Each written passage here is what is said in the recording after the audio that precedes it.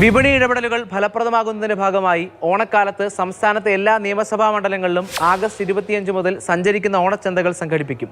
അരിയും ഭക്ഷ്യവസ്തുക്കളും ഉൾപ്രദേശങ്ങളിലേക്ക് മിതമായ വിലയിൽ എത്തിക്കുന്നത് പദ്ധതിയുടെ ലക്ഷ്യമാണ്. വിപണിയിൽ ഗുണപരമായ ഇടപെടൽ നടത്താൻ കൂടുതൽ സാമ്പത്തിക സഹായം ആവശ്യമാണെങ്കിലും ഓണക്കാല പദ്ധതികളെ ഇത് ബാധിക്കില്ലെന്നാണ് മന്ത്രി GR അനിൽ ഉറപ്പു നൽകുന്നത്. ഓഗസ്റ്റ് 15 മുതൽ ഇന്ന് പറയുന്നതനുസൃതമായിട്ടുള്ള വിൽപ്പന നമുക്ക് സപ്ലൈകോ ഔട്ട്ലെറ്റുകളിൽ പൂർണ്ണമായി യാഥാർത്ഥ്യമാക്കും.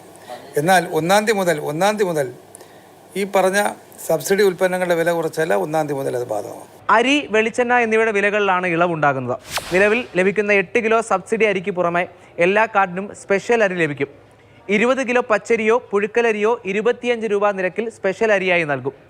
മിതമായ വിലയിൽ വെളിച്ചെണ്ണ എത്തിക്കാനുള്ള നടപടിയുടെ ഭാഗമായി സബ്സിഡി വെളിച്ചെണ്ണ ലിറ്ററിന് 349 രൂപയും 1/2 ലിറ്ററിന് 179 രൂപയും ഈടാക്കും.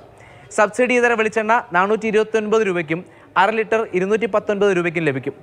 ഇത്തവണ 6 ലക്ഷത്തിലധികം ഓണക്കിറ്റുകളാണ് വിതരണം ചെയ്യുന്നത്.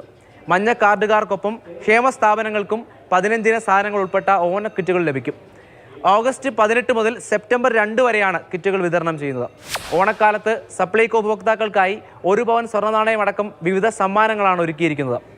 ഇതിലൂടെ 250 കോടിയിൽ കുറയാത്ത വിൽപ്പനയാണ് ഇത്തവണ സപ്ലൈകോ ലക്ഷ്യമിടുന്നത്.